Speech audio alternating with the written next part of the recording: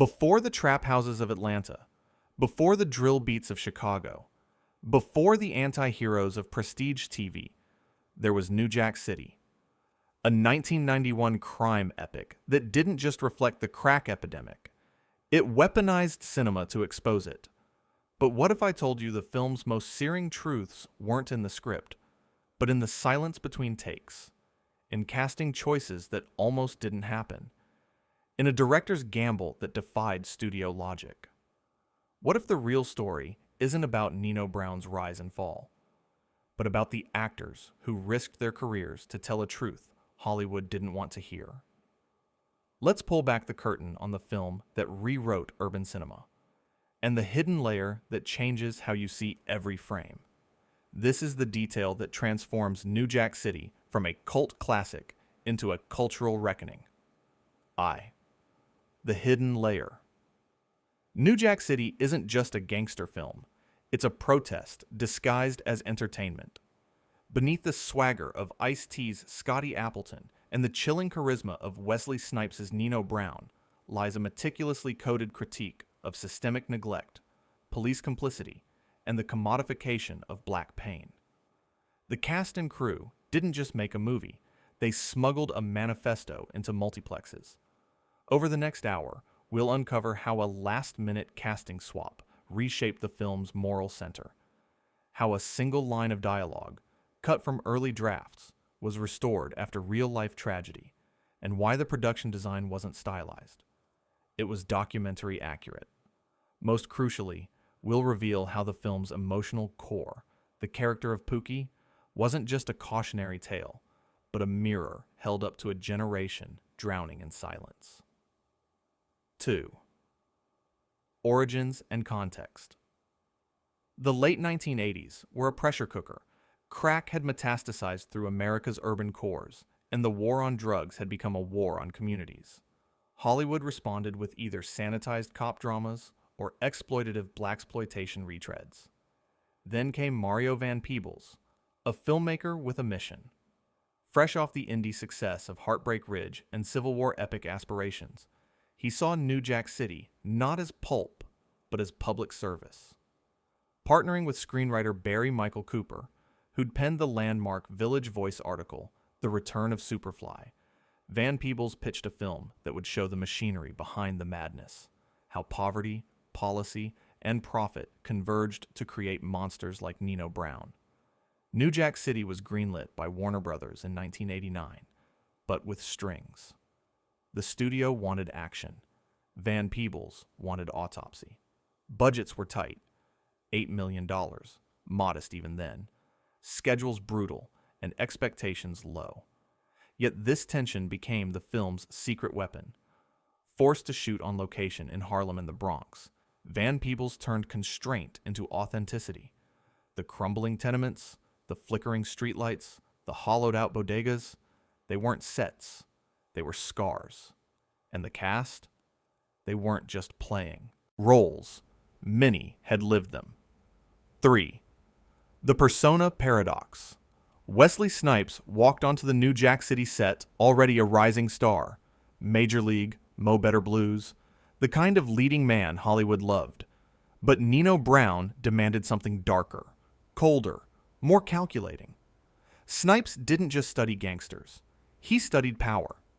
He watched footage of real-life kingpins like Frank Lucas and Leroy Nicky Barnes. But more importantly, he studied corporate CEOs. Nino doesn't see himself as a thug, Snipes later revealed in a 2015 interview. He sees himself as a CEO of a failing market. He's not evil. He's efficient. But the real paradox belonged to Ice-T. Already a rap legend with cop-killer controversy brewing, Ice-T was typecast as the rebel. Yet here, he played Scotty Appleton, a cop. Not a rogue cop, not a vigilante, but a disciplined, grieving detective trying to dismantle a system that mirrored his own losses. Off camera, Ice-T wrestled with the role. He'd lost friends to both street violence and police brutality. Playing a cop felt like betrayal, until Van Peebles reframed it. You're not playing the badge.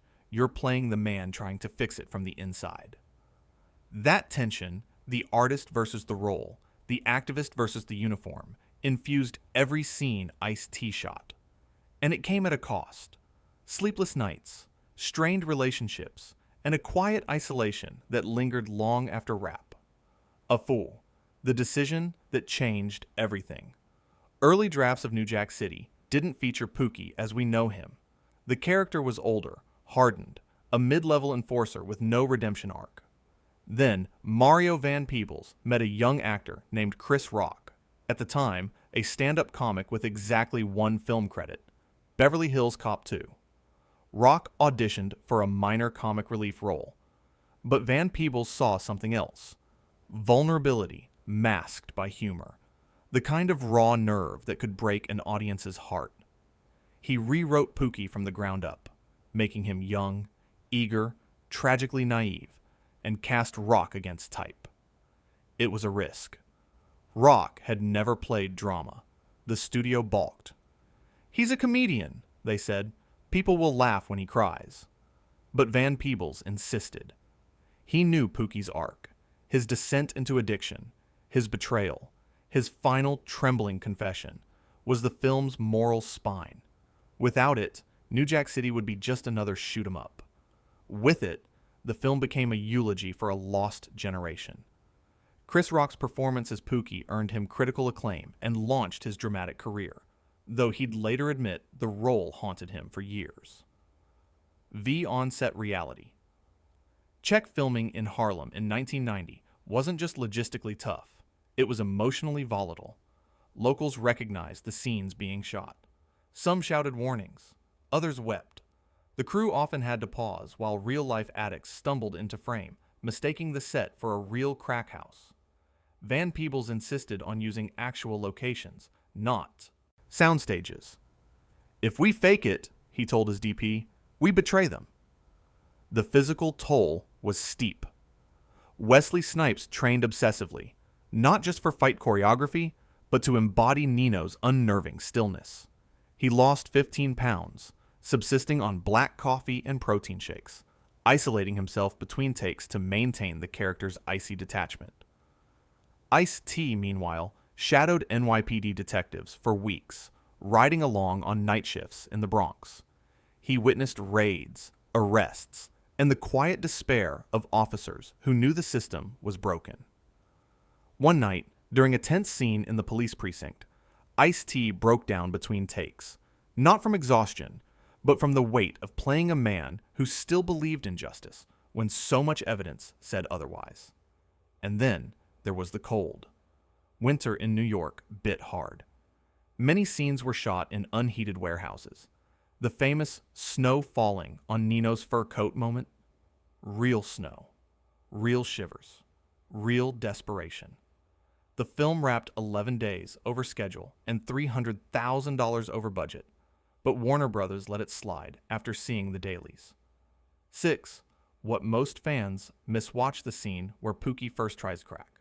Most remember his wide eyes, the trembling hands. But look closer. The lighting shifts subtly from warm amber to sickly green as the drug hits. It's not just mood, it's moral decay made visual. Cinematographer Bojan Bazelli used color temperature to chart Pookie's soul. Then there's Nino's office. Fans focus on the gold-plated phone, the fur coats, the stacks of cash. But notice the walls, bare except for a single framed photo of a child. Never explained, never referenced. But it's there in every wide shot. A ghost of the father Nino might have been, buried under ambition. And the score, composed by Stanley Clarke and featuring early work by hip-hop producer Teddy Riley, doesn't just underscore action. Listen to the recurring piano motif during Scotty's quiet moments. It's the same melody played in Pookie's final scene. The music ties cop and addict together, suggesting they're two sides of the same broken system. These aren't accidents. They're coded messages, hidden in plain sight. 7. The conflict Warner Brothers wanted a slick, stylized crime flick. Van Peebles delivered a raw, unflinching social autopsy. The clash came to a head in post-production. Studio execs demanded cuts, soften Nino's brutality, trim Pookie's overdose scene, add a triumphant ending where Scotty gets a medal. Van Peebles refused. He threatened to walk. Ice-T and Snipes backed him publicly, leveraging their rising profiles. But the deeper conflict wasn't just studio versus director. It was within the black community itself. Some activists accused the film of glorifying drug lords. Others praised it for showing the truth. Spike Lee reportedly called Van Peebles during editing, warning that white audiences will see Nino and think all black men are like that. Van Peebles' reply: then they weren't listening to Pookie's last words. The film's release was met with protests in some cities, standing ovations in others. It was banned in parts of Georgia, hailed as essential viewing in Harlem. This tension between representation and responsibility still echoes in today's debates over Snowfall, Power, and Top Boy. 8. The irony. Here's the twist no one saw coming. New Jack City was accused of glamorizing the drug trade, yet it directly inspired real-world anti-gang initiatives. After the film's release, community centers in Detroit, Chicago, and LA began using Pookie's arc in outreach programs. We'd show kids that scene, one counselor recalled, and say, "This is you in 6 months if you keep walking down that block." Even more ironic, Wesley Snipes, who played the ultimate predator, became a vocal advocate for financial literacy in black communities, often citing Nino's fatal flaw. He thought money was power, but real power is knowledge. And Ice-T, once branded a cop hater for Cop Killer, became one of Hollywood's most consistent defenders of nuanced police portrayals, precisely because of his experience on New Jack City. Life didn't just imitate art. It corrected it. EI. The breakthrough released. In March 1991, New Jack City opened at number 1 at the box office, unheard of for a black-led crime drama with no major studio push. It grossed $47 million domestically on an $8 million budget, becoming Warner Bros.' most profitable film that year. Critics were divided initially. The New York Times called it visceral but shallow, but audiences knew better. The film's dialogue entered the lexicon overnight. "You're giving me the business" became a meme before memes existed. "Want to get high?" Wasn't just a line, it was a cultural shiver. But the real breakthrough was behind the camera. New Jack City proved that black filmmakers could helm commercially successful, thematically complex genre films without studio handholding. It paved the way for Boys in the Hood, Menace to Society, and eventually the rise of black auteurs like Ryan Coogler and Ava DuVernay. X ripple effects. The legacy of New Jack City isn't just in its quotes or its style, it's in its DNA. The Wire borrowed its systemic lens. Snowfall expanded its historical depth. Even Breaking Bad owes a debt to Nino Brown's tragic arc of ambition unchecked. For the cast, the film was a launchpad. Ice-T transitioned seamlessly into TV with Law & Order, SVU, bringing Scotty's moral complexity to a new generation. Wesley Snipes became a global action star, but always returned to socially conscious roles, from One Night Stand to The Undisputed Truth. Chris Rock, forever changed by Pookie, infused his comedy with deeper empathy, later directing films like Head of State and Top 5 that grappled with identity and expectation. And Mario Van Peebles, he never stopped fighting. He went on to direct Panther, Badass, and episodes of Sons of Anarchy and Empire, always pushing boundaries, always centering truth over trend. Cheats. Why it endures.